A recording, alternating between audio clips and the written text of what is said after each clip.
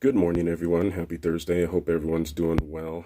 So this will just be a quick one. We have a new piece of furniture being delivered here soon. So yeah, get right to it. So 2022. I spoke a little bit earlier about what I'm planning to accomplish. I also mentioned that I'm not really going to do all that much, in that there's one of the dangers that I've learned from several people that I follow is that, yeah, you could put like 20 things on your list, and then life happens, you hardly accomplish any of them, and then you feel horrible.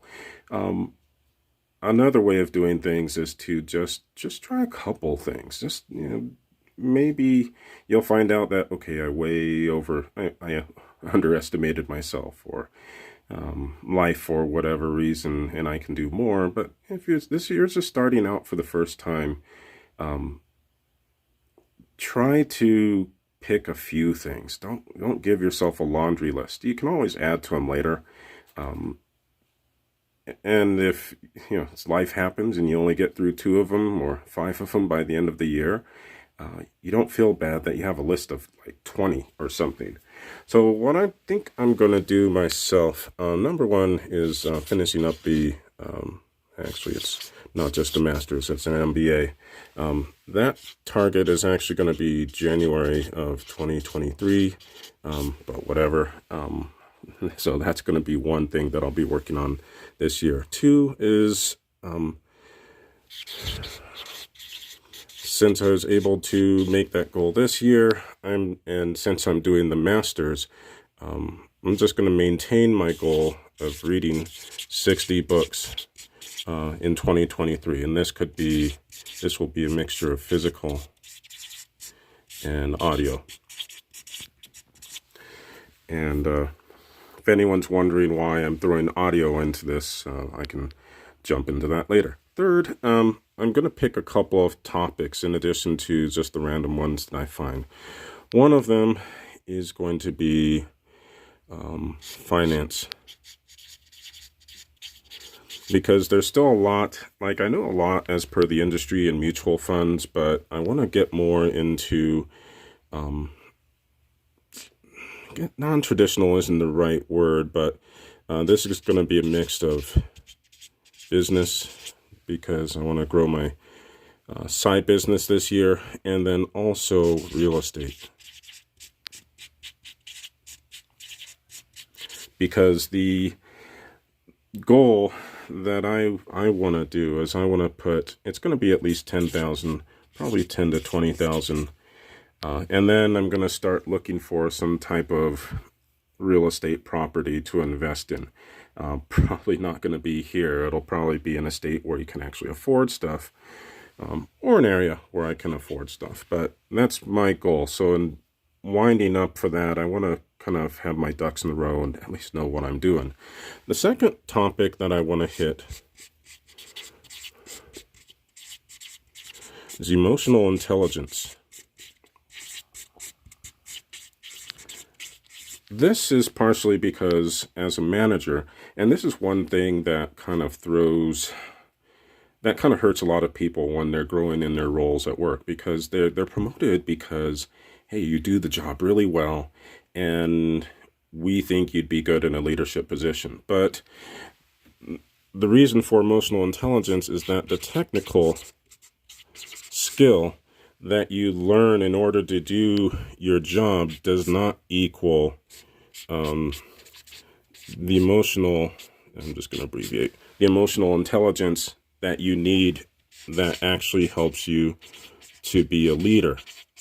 So this is where a lot of people fall flat, and this is why I've already been trying to do some study on this and just learning and just broadening my horizons, because just because I can't spell technical, whatever, it's Thursday. Just because I can do my job well and work with data, money, and whatever, doesn't mean I can work with people. Technical does not mean working with people well necessarily. So that's why I want emotional intelligence. That's number one. Number two, emotional intelligence will actually help with finances. And this is something I just stumbled onto in the reading that I did recently. Yeah, emotional intelligence helps a lot. Yeah, the reading that I did pointed out is Robert Kiyosaki in the book Second Chance, I believe, or Second Chances. He is pointing out that emotional intelligence helps you to know about yourself so that you don't make stupid decisions. I.e., and the example I would always bring up back in the day on the call center is that if you see the stock market, if you see your stocks, or as my weird friends like to call them, the vernacular stonks. I don't know why. If you see your stocks fall 50%, what does the typical investor do? What will the typical investor do? Typical investor will sell. And the example that I would always use is that, okay, so if you have your house, and in 2008, your house probably went down in value, I don't know, 30 to 50%, depending on the area. Did you sell your house because it went down 30% in value and then bought it back after the price recovered? And usually the answer is, well, no, why would I do that? That's stupid. Why would I pay more? Why would I sell my house at a loss and then buy it back for more money? Well, it's because you had faith that the housing market would eventually come back. And because you know it's stupid. You don't want to sell your house for $250,000 after it fell and then buy it back at $500,000. That's just dumb. But this example, whenever I bring it up, brings up the folly of selling if you know your stocks are going to be around for the long term, if you're investing for the long term, why would you sell your stocks at a 50% loss and then buy them back after it recovered? It's just as dumb as an idea of selling your house after it falls in value and then paying a third or twice as much after your house recovered. The difference between knowing that, oh, this one seems smart, but this one sounds really stupid, part of that difference is not only math, but also emotional intelligence. You realize that, hey, I am driven by emotion, and in the long term, that $250,000 house is probably going to be back at $500,000, and then you can throttle back on your emotions and tell yourself and remind yourself that, well, if I'm in decent stocks, my 50% loss is eventually going to go away, and I'm not going to sell at the bottom. That difference in making smart decisions, not chasing after the hot thing, like one that's, stocks are hot. Crypto is another thing that's really hot too. And do you put money into something because it's a smart decision and it's long term, or because it seems like the hot thing?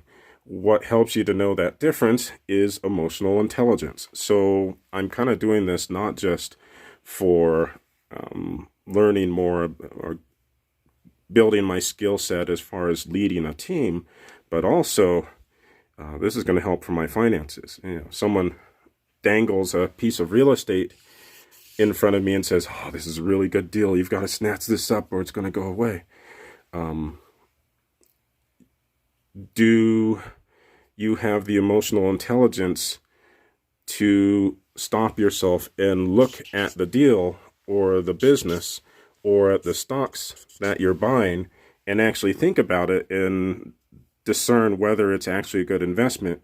Are you going to snatch up whatever it is because someone fools you into thinking that it's the hot thing? You discern that with emotional intelligence.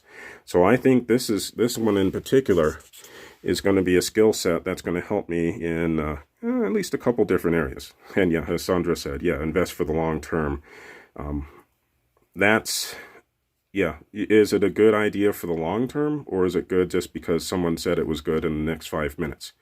Because there are examples that I've been reading about in real estate where, it looks like a good idea right now, and then it comes around and bites you in the behind when something falls apart later on. So, that's what I'm going to do. So reading 60 books, and the topics focusing on finances, both business and real estate, and then emotional intelligence, which will help me with work and hopefully give me some ideas with my investing. So yeah, that's my plan for 2022. Pretty straightforward, but yeah, given the time it's going to take to do this one, I'm going to be easy on myself and not push too much. So yeah, we'll see. Anyway, y'all have a good day. Take care. Have a great Thursday, and I will talk to you all soon.